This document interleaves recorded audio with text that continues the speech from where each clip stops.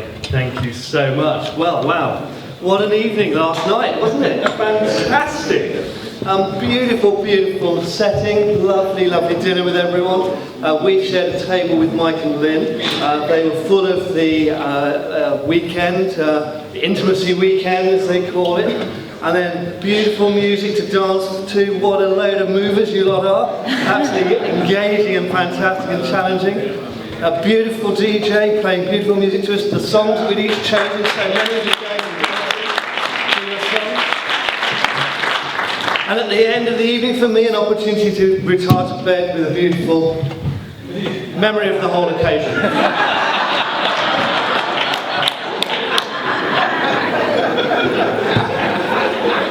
Sorry, rather cool. But quite funny. Anyway, so what are we going to look at this morning for the next hour that we've got together? We're looking at something that we think is so exciting for us, and actually as we've looked around this weekend, many of you have been on this journey as well, and are no doubt continuing to be on this journey. It's about what vision do we have together for our marriage, our joint vision, not our sole vision to set off, sail into the sunset and do something completely different, but what are we walking on together that is part of God's plan for us? Are we tuned in to God's plan? And before we look at that in detail, Katharine's just going to do some more little bits and pieces about resources that are available for you to take away with you this weekend and help you on that journey. Brilliant. So it's been wonderful speaking to so many of you that have come and said you already support Care for the Family and have done that for many years. And just thank you so much. And I know talking to Lynn and Mike as well, all of you here that support 2 into 1, it's just amazing. None of these organisations could run at all or manage without people supporting them. But a couple of people have asked me, who came to the seminar yesterday, if you partner with us at Care for the Family, we love to give you this welcome pack that has got a lovely selection of books in it. And a few people asked, if you're already a partner and you want to increase your giving, can you have this pack? And the answer is yes, you can. So if you want to, we've set a few little bits up next to the bookstore, so if you want to take advantage of that, come and see us in the coffee break. But more exciting, there's obviously all those lovely books, and I'd be very happy to sign these if people are interested. The Really, Really Busy Marriage and Left to Their Own Devices, which, again, talking to many of you who have got children, the whole pressure of how to manage this world of technology well for our children and to equip them. So, as Lynn and Mike were saying, our job as parents isn't to bring up children, it's not to bring up teenagers. Our job is to raise adults that can make good, wise choices in a world of unlimited choices. And so I hope that this book will help you with that. So that's those two. But the main thing we wanted to say is sometimes at Care for the Family, we get given a lump sum of money that enables us to do what we're doing now with these marriage resources. So we have 2 courses. The Marriage Sessions. This is a course, standalone. You can run it on a Saturday. It's got 4 sessions. Commit, collaborate, cherish, and connect. And you can run it as one-off evenings in your home, in your church, in your community setting. And if you can run it for other people, and that would include inviting people to your home, we'd love to give you one of these. So just come, again, in the coffee break, come and fill in a little form, and we'd love to just take that. We want these to get out there and bless couples. And these work alongside the 2 into 1 resources. These are for people who perhaps wouldn't be able to commit to 12 weeks, or maybe wouldn't want just such a Bible-based course, although this is full of kingdom values and they work alongside each other well. Or if you prefer Marriage by Design, which is the marriage preparation version as well. DVD-based, so all the teaching's done for you. So if you want to choose one of those and take it, we would be delighted to let you have that. So come and see us in the coffee break. Okay, so having a vision for our marriage. One of the things that I know we often talk about at these weekends is the value of speaking positively to each other. One of my favourite verses in the Bible is in Proverbs that says that our words have the power of life and death. We can literally be speaking life into our marriages by speaking positively to each other. And there was a story once of a mum's group that met together and they were talking about marriage. All these women met together, did a Bible study, And the lady who was leading it one week wanted to speak about how to speak positively to your husband in your relationship. And so she said, girls, how many of you have told your husbands this week, or when did you last, in fact, tell them that you love them? And some said, I just told them this morning. Others said, well, probably last week. And a few were, do you know, I cannot remember the last time I told him that I loved him. So she said, we're going to do an experiment. Everyone grab your phone. So this wasn't Slido, this was something different. Grab your phone and text this message to your loved one. I love you, sweetheart. Should we have the noise of the sound? Is that be alright? Thanks so much. I love you, sweetheart. Isn't that nice? Wouldn't you love to get that message on your phone? She then said, what I want you to do now is swap your phones. So you give your phone to someone else in the room and they give you those. So they did this. And then these are some of the replies that came through. This is the first one. Am I dreaming? And then the next one. Who is this? What now? Did you wreck the car again? This is a bit more sinister. I thought we agreed we wouldn't drink during that day. Don't beat about the bush, just tell me how much you need. What about this one? Your mother is coming to stay, isn't she? Sad face. And that was those. Brilliant. So that's that was just a little introduction, a little bit of fun, but it's a serious point. If we can be intentional about speaking words of life in our marriages, it can make all the difference. Great, thanks, Katharine. Now, I want you to think that as a family we are regular skiers. In fact, we've been 3 times over our marriage together with 30 plus years. First time Katharine fell and broke her pelvis and was in hospital for 2 weeks and in bed for 3 months. The second time we managed to escape without too much injury. The third time we thought we'd be adventurous. This was a couple of years ago, and a friend offered us the chance to use their chalet without charge, so we thought it was fantastic, a nice cheap holiday away. And so we said to the children, we don't presume any of you want to come skiing with us, which of course was answered by all 7 of them. 3 of them are married, immediately answering yes and suggesting that we book the flights for them over to France and they join us.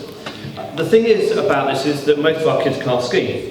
And just to warn you parents, although they're in their 20s, most of them have no emotional intelligence either to go with that. So the opportunity to head downhill at about 300 miles an hour, reckless as to their own safety, was just too tempting for them, and they came out with us. And I thought, well, the sensible thing to do here is to have a guide, someone who can show us how to ski and make sure that we're kept safe. And each morning, this lovely ski instructor would come with us and would take us up into the mountains and would guide us down the tracks and would explain things. And one day she said to us, we're just going to go down this track. It says closed, but it's safe. I know this route and we'll be fine. And we just skied down 100 yards or so to get to another ski run, and off we went. Each afternoon we were left to our own devices by the ski instructor. And that meant for the children, as far as they were concerned, go to the highest piste you could find the black run and go for it. Which left Kath and myself sort of scraping down on our edges after them. One afternoon, it was very snowy and very cold, and we saw a track that had the red sign across it saying closed. And there then followed, with these children or adults, a 15-minute row with their parents about how we were wussies and not up for it, because they wanted to go down this track, because they knew at the other end was going to be a different ski slope. It wasn't the one the instructor told us. And we were going, guys, this is not sensible, it's not safe, we're not staying on the track where we should be. Eventually we prevailed, but there was much chuntering and muttering from them on the way down. That evening we were watching the news, and there was a story about a group of young adults who had gone down not that track, but one nearby, and it had triggered an avalanche, and 2 of them had died. And we sort of sat there feeling slightly smug, and I'm not even sure then that our young adults with us thought that we'd done the right thing by not following that particular track. And I just use that as an illustration for what we're going to be talking about today. The great blessing we have when we walk in the path that God has set for us, and the great dangers that are around when we stray from that path. And it's such an easy thing to do. We need to know where we're heading, and we need to know how to stay on course. Two simple things to say, but very difficult to do. To outline this, I'm just going to read to you from Genesis 12. It's the story of Abraham, which many will be familiar with. And it's the idea of him listening to God and discerning the calling that's being placed upon his life and Sarah's life. And it's really easy to read these scriptures as just an historical narrative. But as I read this, just put your minds into actually the enormity of the journey that Abraham is setting out on. And just think of that within the context of our own lives.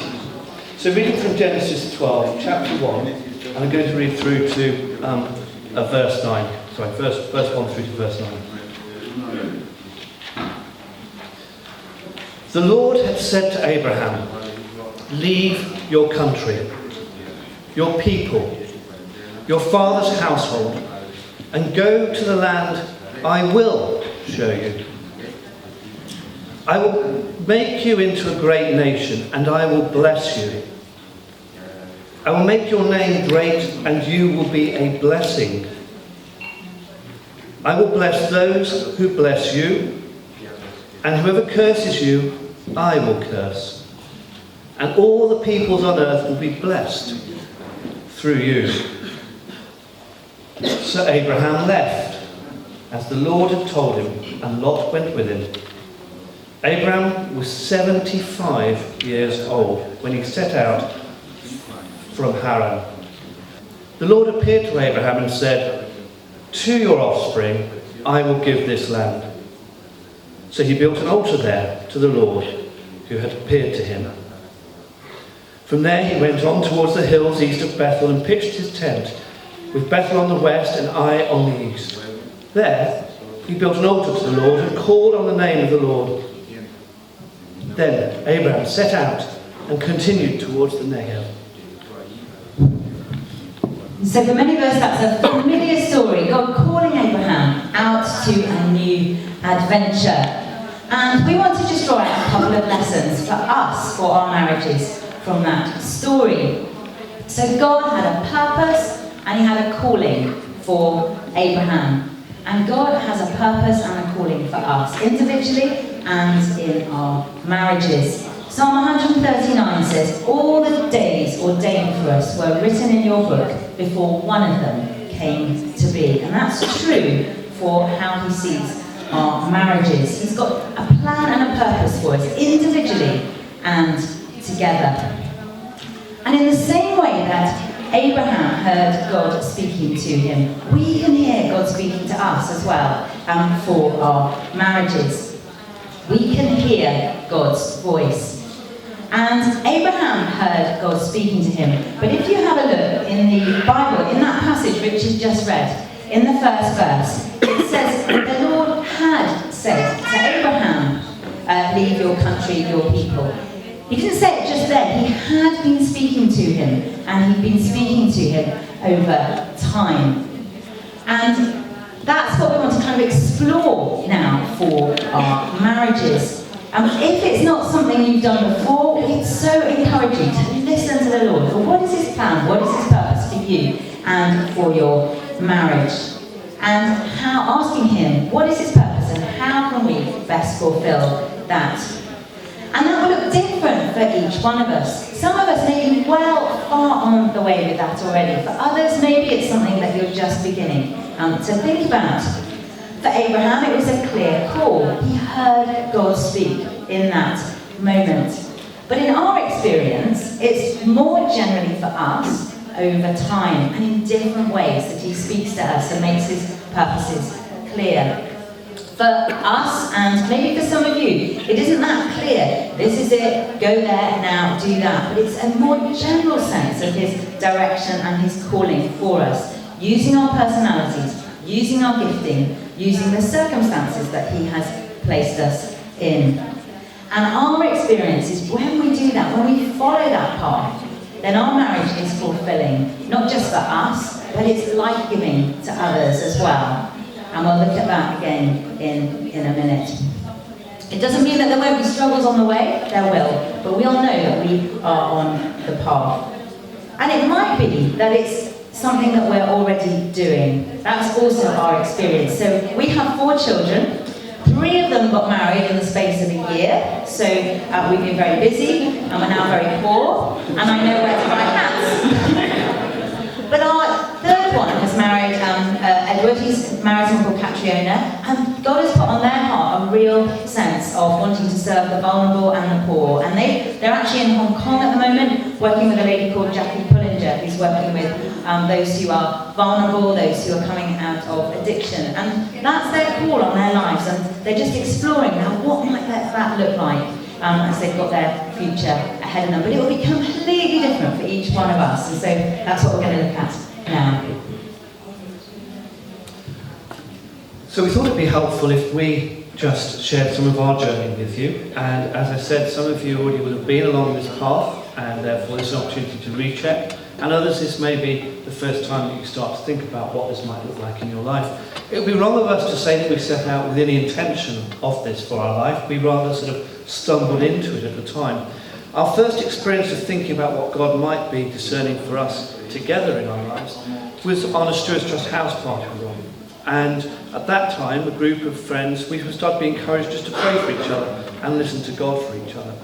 And some really amazing things started to be spoken out of that led to Katharine and myself starting to think about what was there for us together for the future of our life. We used to talk about, maybe there was something that God would be calling us into. So this is possibly 1997, 98, so 20 years ago for us. We, from that, started to meet with others and ask them to pray into what that future may be. So we prayed with friends, we listened to God, we kept a little journal of what was going on, what was being said. We would ask God to show his purpose for us in our marriage. We'd ask for insight into how our lives might start to change. Now bear in mind at this time we were part of a busy family with 4 children, all under 12, working through that. I was busy at work. Katharine was looking after the children at that stage, so it was before she joined care for the family. And we started to get passages given to us that caused me in particular some concern. One of them was, for instance, Isaiah 58, which is a very well-known passage in the Old Testament, which talks about the call to be repairers of broken walls, to look after the poor and the vulnerable, and this is where you will find God. Now, I have been involved with homeless charities in Bristol for many years, and one of the things that I felt deeply was that my calling was not to be doing the work on the streets it was with the guys there. It was very much to help with the vision for those charities and the formation of them and the fundraising and those sort of things. So I got a bit anxious in myself that maybe God was starting to speak into our lives that I was going to have to give up my career, we were going to have to change our whole approach to what we were doing and go and work with those vulnerable and poor, a bit like Katharine just said our middle son has done. So working with the homeless wasn't really filling me full of excitement. It wasn't working at that. The idea that I might have to give up what I thought would be my calling into the workplace, which had been quite strong. I tested the vocation of all-day ministry and decided my calling was to be working in the workplace and influencing through that. But in fact, as we progressed, none of those things in fact turned out to be the truth of where our calling was coming. People who knew us and then people who didn't know us started to speak into our lives. And on a number of occasions, we had people who would not know a thing about us speak in. So at one conference, there was a girl talked about the idea that we'd be pillars within the ministry that we were doing.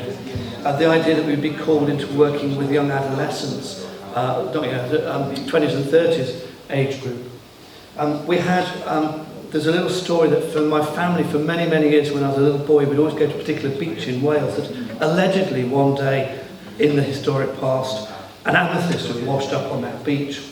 And when someone was speaking about those Isaiah passages, someone else said they got this sense of me being on a beach with rocky background and finding a little red amethyst. But the sort of thing they wouldn't have known about, but for me just was a word saying, actually this is the Lord speaking this.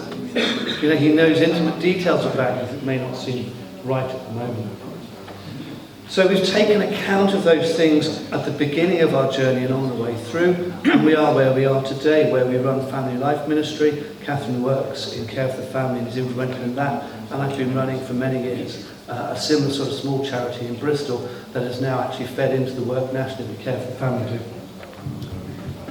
And so we would really encourage you to begin, and if you are already, maybe you're ahead of us in this, but ask God to show you, and He will, because He is faithful and He loves us, and He wants to guide us, and He wants to show us His path. But there were many, many years when we felt like we were stumbling around in the dark. We thought, what is this? And other people seem to be having these amazing things, and we felt a bit like we've been sidelined. But looking back, we can see God's faithfulness. And so if we wanted to put it into a little sort of phrase almost, the things that we feel God has called us to is to be pillars, is to be people of influence, is to be repairers of broken walls, restorers of streets with dwellings. And it's to provide a place of fun, celebration and hospitality in our home. And that's it really. And the good thing about that is when we're asked to do different things, we can measure those against that calling, and it helps us decide yes or no, whether that's how we're going to be spending our time. And how that has looked over the years has changed according to the season that we're in. But always the context seems to have been family, but that didn't need to have been the case. And so when we were first married, I was working with some mums at church and a mums group. Richard was working with some of the men's group. And then someone said to us, guys, you're doing this, why don't you join that together and do something together for marriage? So we started doing that. And then it's just worked through the different seasons that we're in. And now we're spending a lot of time in our church with the 20s and the 30s. It feels that we have an empty nest with our own family, but our nest is far from empty with other people coming in. But all those things have been life-giving to us. Now there was a little bit in the passage that Richard read just before, if you know well the story of Abraham, and it talks about his father. So his father, Abraham's father, set off, and he set off for Haran, but he didn't get there. He stopped at Haran halfway. He didn't get as far as he was meant to go. And I've always looked at that passage and thought, gosh, that guy didn't really fulfill what God was calling him. He gave up halfway through. But recently I think there's another way of looking at that, because I think it was in Abraham's bones, if you like. It was part of God's calling for their family, for them to be adventurers, for them to be able to step out and discover new things. And I think God often uses stuff from our family, stuff from our past, to help us to move forward. And He uses those things. So I don't know if any of you have read this book here, Pete Greig's book, Dirty Glory. People read this? It's an excellent book about 24/7 prayer. But he, in this book, he talks, can you hold my microphone? He's talking about the going up to the Isle of Lewis, just off the coast of Scotland, where the Hebridean revival happened in 1949 to 1953. An incredible outpouring of God's Spirit on this little island. And we actually went there. Our oldest son's in-laws actually live on this absolutely remote island of Lewis. And Pete Greig went up there to see what had gone on and to investigate what happened right back in those days of revival. And he discovered that his family had had a lot to do with it. And his family had been part of the faith mission in Edinburgh that had sent a guy called Duncan Campbell over to preach, and had been all part of this revival. And he says this: God sometimes identifies something in your history that He wants to release into your destiny. God sometimes identifies something in your history that He wants to release into your destiny. And I was being really struck by that. And how things from our past, God uses, sometimes He needs to redeem them, but there'll be something in our families maybe that we can use, and He will use in our marriages. Now, way, way back, Richard's family were coopers. Coopers are people that make barrels. They make barrels for wine and for beer. And in our dining room at home, we have on the wall something called an indenture. It's like the apprenticeship of a little document that says Richard Hill, son of George Hill, and it says his indenture for a big Cooper. And the other day, we were having a meal, and this lady was talking about the different wine we could choose with the meal. And she told us all about the barrels and the importance of the barrels made of wood, and how that then affected the wine. So you can have a barrel made of plastic or metal, but it doesn't really do the job. They need to be made of wood, and that affects the quality of the wine, the quality of the beer, the whiskey, or whatever it is that's in these barrels.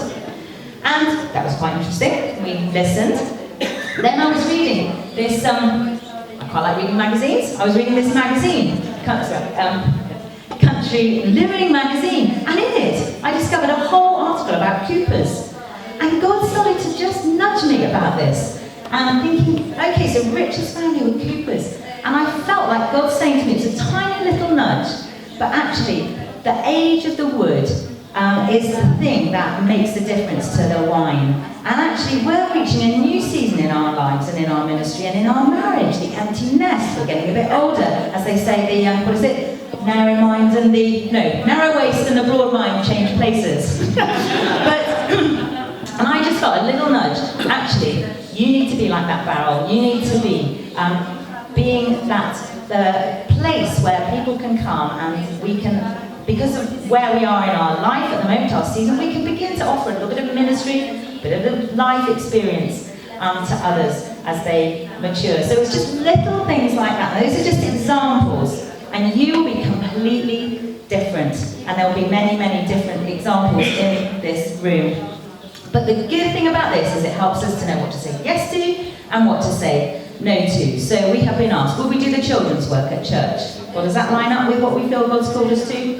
No. Does it need doing? Yes. Do we need to do it? No. Very many other things we're often asked to do. And we've become fairly ruthless now about lining it up with how does that fit with what we feel God's called us to in our marriage. And that's freeing because it then enables us to say no, but it enables someone else who is called to children's work, or whatever the other thing is, to say yes. So let's just go back to that passage in Genesis. If you've got it in front of you, open it up, because there are some amazing things in there that actually you can see Abraham's journey starting to work through. Abraham hears God's calling and he's obedient to walking into it.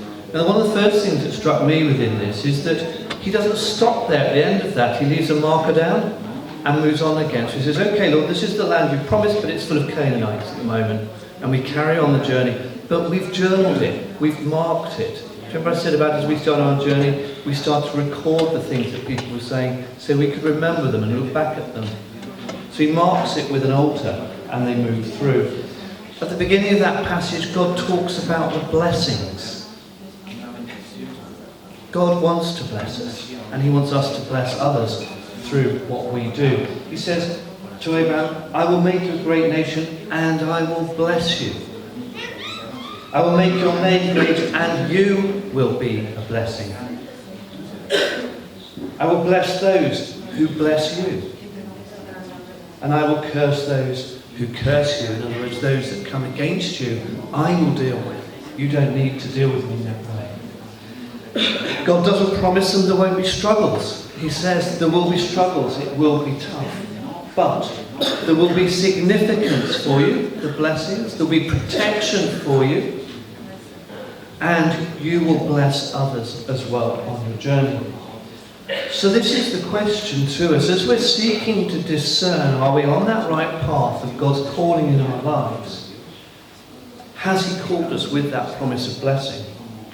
Do you remember the little journals that we put in, feeling that we were going to be called out to something, but then later we found out that wasn't happening. So my fear that I would have to give up work, that wasn't God's plan. He got me to establish a charity in Bristol, and through that charity in Bristol, Katharine got introduced to Care for the Family and her calling into that work. We may not feel our marriage is going to make a difference as we set up on these things, because it may seem very small and very insignificant what we're doing. But we trust God that he is with us on this journey and will take us through it. And he will provide to each of us in our ministries the significance and the protection and the blessing that you need to do the jobs that you are doing. And if you're in leadership already in the church, you will know how difficult it is when opposition comes against you. But you have those promises of protection, of significance and blessing to help you push through, no matter what is coming against you. As Abraham travels with God on that journey, the calling becomes clearer and clearer. As he makes decisions that are in alignment with God's blessing, it works. In the stories you know that come afterwards, he steps off that track sometimes, and sometimes with disastrous results. But because he's travelling on the journey that God is giving him, God is there with him and God forgives him. And in this story we've just read, he's at that tree. Can you imagine it? You know, the warmth, the leaves are rustling. He's maybe just starting to drift off a little bit, and God talks to him and starts speaking to him. The revelation of God is found when we're on God's path. And the calling for us is simply to make sure that we stick on that path. We seek to walk in alignment with the path that God has given us.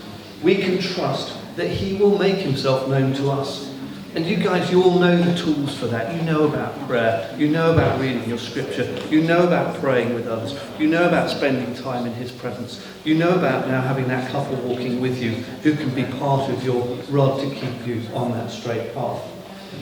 And we may never know the difference we are making. For many of us, we will never know the difference we are making. There's a story, whether it's true or not, that there was only one person converted to the mission in the early 1900s in America, and that one person was Billy Graham.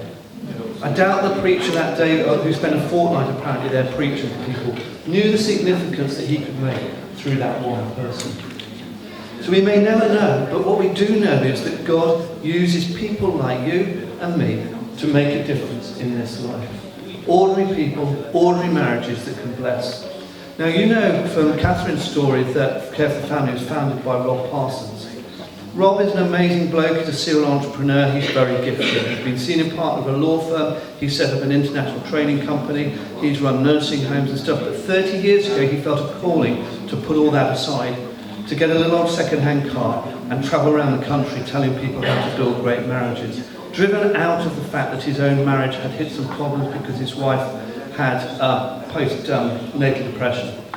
He would say that the whole of the ministries that have come out from his life have been created by Margaret and Arthur Tully. Two ordinary people with a marriage that was just on the face of it going nowhere. Margaret and Arthur never could have children, but they produced people like Rob. And actually, what I found out as I got to know Rob, in that little area of Cardiff, other really, really significant Christians in ministry today have come out from that. I won't embarrass him by giving the names, but there are people of significance who you guys all know of, all came from that same cluster of children being brought up by a faithful couple with no children. So God can do anything with our marriages. We want to give you about 10 minutes now just to have a think through. I hope you've still got these bits of paper. If you haven't, we've got some spare ones. Put a hand up if you need them. And you'll see it just says exercise 1 just at the bottom.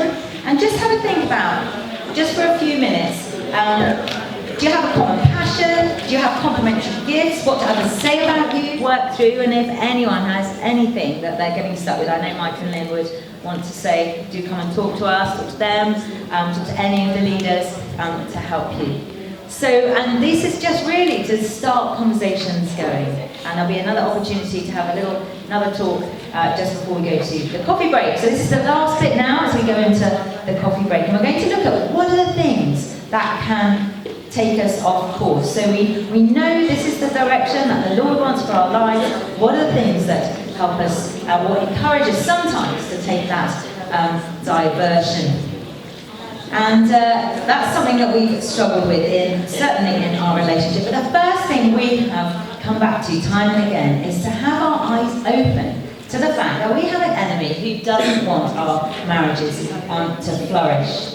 So it says in Ephesians, our struggle is not against flesh and blood, but against the rulers, against the authorities, against the powers of this dark world, and against the spiritual forces of evil in the heavenly realms. We have an enemy that wants us to go off course, that wants to make those diversions look a little bit more exciting. Generally in life, we don't go off a path because we're looking for trouble. It's usually that the alternative route just looks a bit more exciting or a bit more appealing. They promise a shortcut maybe, a more direct or a pleasurable route to the way that we are heading.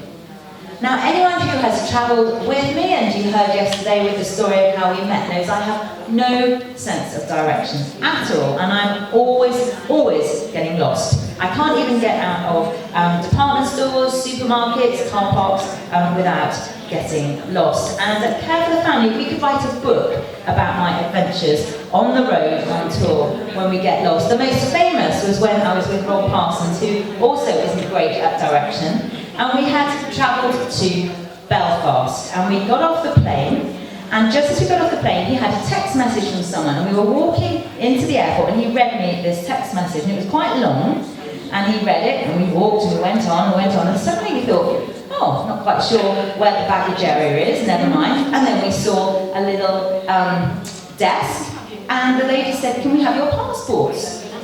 This is interesting. I didn't know you needed to give a passport to get into Northern Ireland, but never mind. So got our passports out, and we were only trying to get back on the plane. We'd just taken a wrong turning, and instead of going to arrivals with our baggage, we were heading on to departures back to Glasgow. But there are many more where that one came from. Now, maybe some of you aren't great on direction, but there are 3 things you will know, and those of you who aren't directionally challenged probably need to understand. And the first is, we don't get lost on purpose. We don't set off intending to get lost. Secondly, we don't know at which point on the journey we get lost. There isn't a line when you suddenly know where you are and suddenly not. It generally is a gradual thing. And thirdly, the road that we're on determines our destination. That's really key. So it doesn't matter at all what we intend to be. I intended to be travelling to Belfast, but very nearly got back to Glasgow because we took a wrong turning. The path we're on determines our destination. To stay on course, we need to be on the front foot. For Katharine to stay on the right course on her journeys, it means planning them and knowing the journey that she's meant to be on, the road she's meant to be on. Katharine used a passage from Ephesians, Paul speaking. In that same passage of Ephesians 6, verse 18, he says, with this in mind, be alert. And to use a pun for Jesus, Jesus wants us to be alerts. He wants us to be alert. Be aware of when you are not staying to the right track. Be aware of when you are starting to move away, because that's what the enemy wants. We talked yesterday about busyness. Mike and Lynn opened with that. Busyness is one of the enemy's weapons to get you away from the road that you're meant to be on. Be aware of that. Proverbs is a wonderful, wonderful source of great little life and codes to live by. One of them is this, Proverbs 27, verse 12. The prudent, i.e. the wise, see danger and take refuge. But the simple, the foolish, keep going and suffer for it. If we're alert, we are wise. We are looking out and we're aware when we're getting to the wrong place. Much of Proverbs contrasts 2 types of people and 2 types of living, the wise and the foolish. Here both are heading on the same path, but gradually they move off. They see a roadblock or a diversion ahead. What do the wise do? They try and prevail against their children not to follow that route. The foolish press on and suffer the consequences, the different outcomes that follow from it. The wise people, we understand there's a cause and effect. If we take a decision to do this, there's going to be an effect of that. We may not know what that effect will be at the time we make the decision, but we know there will be an effect. And what I'd suggest to you in decision making is, if you make a decision that looks wrong, make another decision quickly to correct it again. It's quite easy and quite simple. The course we choose today determines the outcome for us tomorrow. It's simple maths, really. So when we see a diversion or something there, seek God's word. Is this actually just a struggle, a trial we're going through, or is it a warning sign that's up that something's not in alignment for us? The foolish person, in contrast, Solomon says, lives life as if there is no connection between today's choices and tomorrow's. They see danger or diversion, but they keep their heads down and keep going that way. So let's not be like that. So it's not so much about what we see, because both the wise and the foolish see the same things, see the same warning signs. It's about being tuned in to work out which ones we, in wisdom, should avoid and take action. Each of us will find different things that take us off course. And we can probably group those into two general things. One is the seen things that we know are going to be happening in our lives. So for Katharine and myself at the moment, there are challenges around illness in the family. My mother's got terminal illness. Katharine's mother's not very well. Her father died at Christmas. We can see those things. We can plan for them. We can cope with them to a point. But then there's the unseen things, the things that we don't yet know are going to happen. Donald Rumsfeld famously said, the unknown unknowns. And people laugh at that, but there's a truth within it. We have to be prepared today for things that we don't know about that are going to come our way and be ready to make the right decisions for those. And obviously the thing that we've been looking at this weekend is busyness. That, I think, is one of the unseen things that can creep in and knock us off course. Now, I don't know, I can't remember a day when I haven't been busy.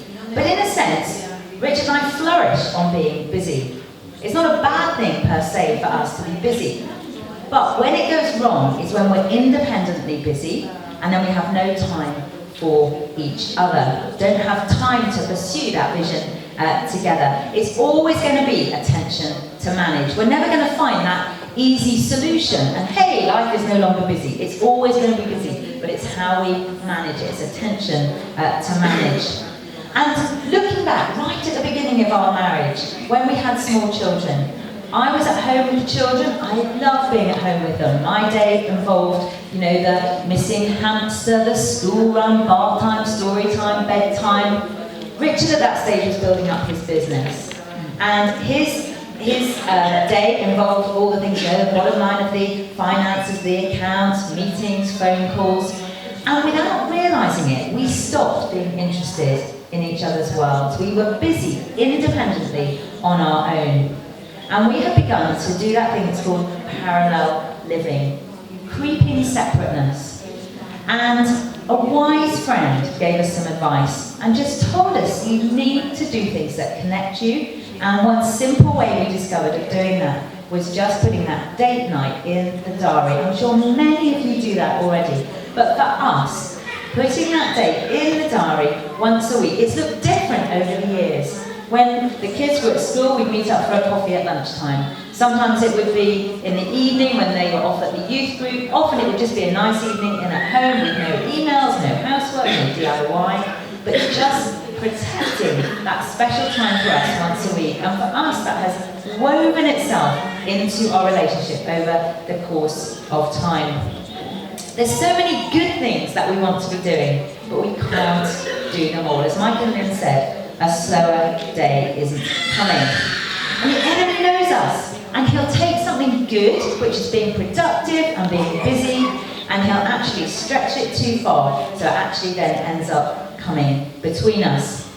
So as we've said before, we've had to be really ruthless about what we've said yes to and what we've said no to. Friends have asked us, let's say we've said we'll set aside Friday night just to be at home together, and we've had a lovely invitation to go around to a friend's for a meal.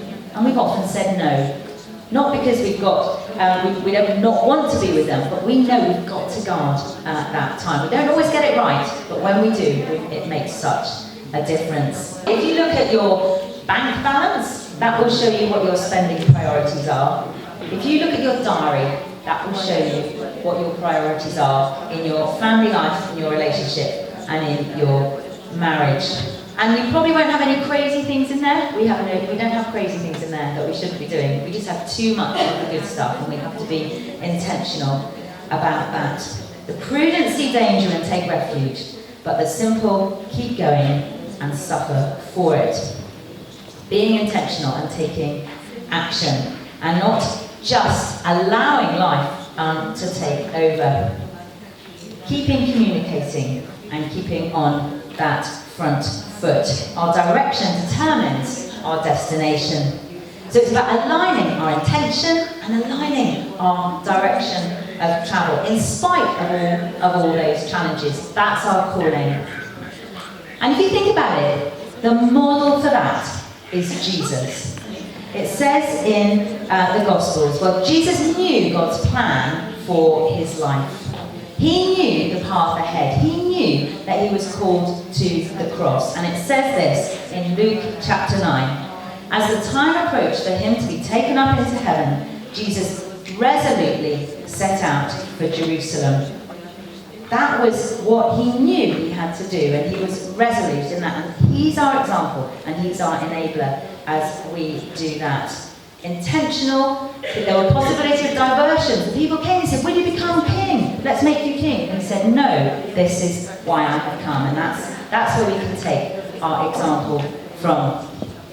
Great, thank you. So, simple things, aren't they, to keep on the right track? Be on the front foot, be alert, make sure you are aware of the unseen things coming as well, make sure you plan to guard your time, make sure you hold clearly the path that you're on.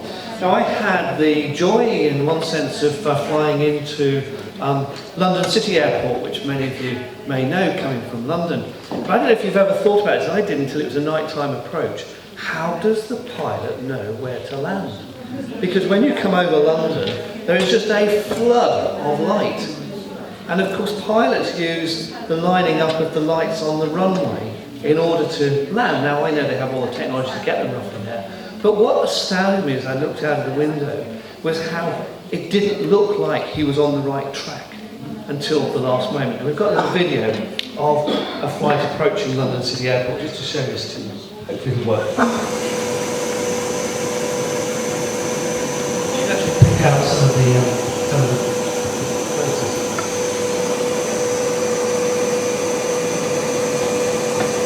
And shout out if you spot the runway.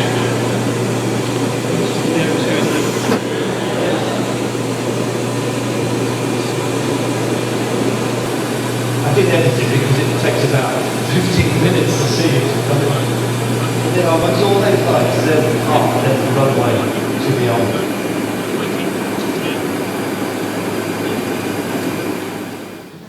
So what we're saying really with that little image is that's the clarity of God's vision for our marriages. When we know that we're on the right path, all these things align for us. All the different elements start to come into focus. And we need to line up with those lights that God is providing for us to make sure we're on that track and stay on that track.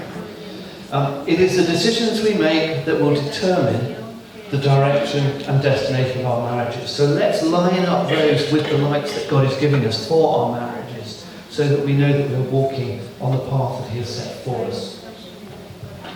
So in the last few minutes, what we'd love you to do, and I'll bring it to a close after that, but if you just look at the final exercise, and we'll just give you 5-ish minutes, just to look at some of those things that might be for you, the things that will take you off track. It might not be busyness, it might be something completely different. So just begin to talk about those questions. And as I say, this is just to get you going, and this is to carry on chatting about on the way home. About 5 minutes, we'll bring you back together, and then we'll bring this to an end, and then it will be time for coffee. Okay, well, come back together again, and hopefully that was helpful, but I say do carry on those conversations. So just as we bring this now into land, Abraham is called by God and he sets off to a distant land, but it is not long before he goes wrong. There's a famine and he goes to Egypt, and he's frightened in Egypt that the people there may think Sarah, his wife, is very beautiful and they may kill him. So instead of trusting God's promise of protection, which he had given him, he tries to sort it out himself, and he does his own thing, and he goes off on a diversion, and he asks Sarah to pretend that she is his sister. And we look back, and so often that would be our default. God doesn't seem to be quite doing what we were hoping he was going to do, so we'll just sort it ourselves. We'll just do our own thing, and we go off track. And that will be our experience. There aren't many of us that will just head straight forward. There'll be little diversions on the way when we get it wrong, when we go off track. But it's interesting to see what Abraham does. When it says he goes back to that place of encounter, when he realizes he's done wrong, when he's gone off track. Richard said about him building an altar.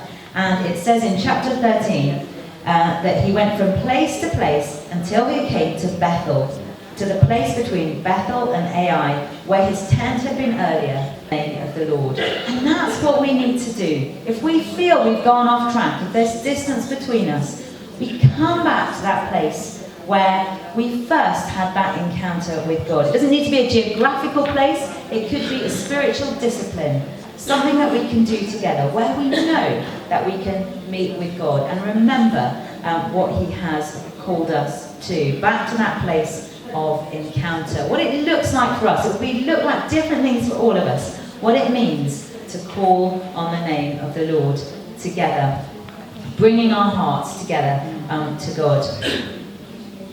Because at the end of the day, it never really was about the vision. It never really was about the journey. But what it's about is about our heart connection with the Lord and with each other. That's what God wants for us. He wants our hearts. And that's our focus. There's a very beautiful passage from the book, Captain Corelli's Mandolin, that is often read at weddings.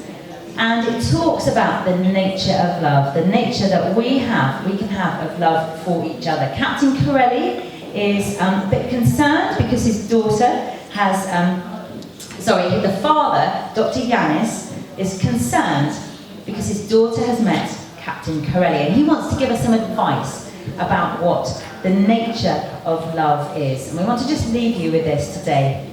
What he says is this. He says, when you fall in love, it's a temporary madness. It erupts like an earthquake, and then it subsides. And when it subsides, you have to make a decision. Whether your roots are so entwined that it is inconceivable that you will ever part. Because this is what love is. Love is not breathlessness. It is not excitement. It is not the promulgation of promises of eternal passion. No, that's just being in love, which any of us can think we are. Love itself is what is left over when being in love has burnt away. He says, your mother and I had it. We had roots that grew towards each other underground. And when all the pretty blossom had fallen from our branches, we found that we were one tree and not two. Such a beautiful passage that talks about us growing together. Now, our children went to junior school in Bristol, and in the playground there is the most amazing cherry tree, and we're going to show you a picture of it now. This tree, you will see, used to be two trees, a white cherry tree and a pink cherry tree, and over time the roots have grown together and entwined so that they are now one. And that's the picture we want to leave you with this morning. As our roots grow together, as they go down deep into the soil of God's love, then we will, where we were two, will become one. We'll become a beautiful thing that is not only nourishing and producing fruit for us, but is a beautiful thing for others as well, and speaks of God's love to the world. Shall we just pray? Father, thank you for this time we've had. Thank you for each marriage. Thank you for each person. Thank you for each child, each family. And Lord, we pray your protection. We pray that we would know your significance. And we pray your blessing. We pray that we would know that we're blessed, and that we would then go out to be a blessing for others. And Lord, that we do it in step with you, following the course that you have for our lives. We bless you and we thank you in Jesus' name. Amen. Amen.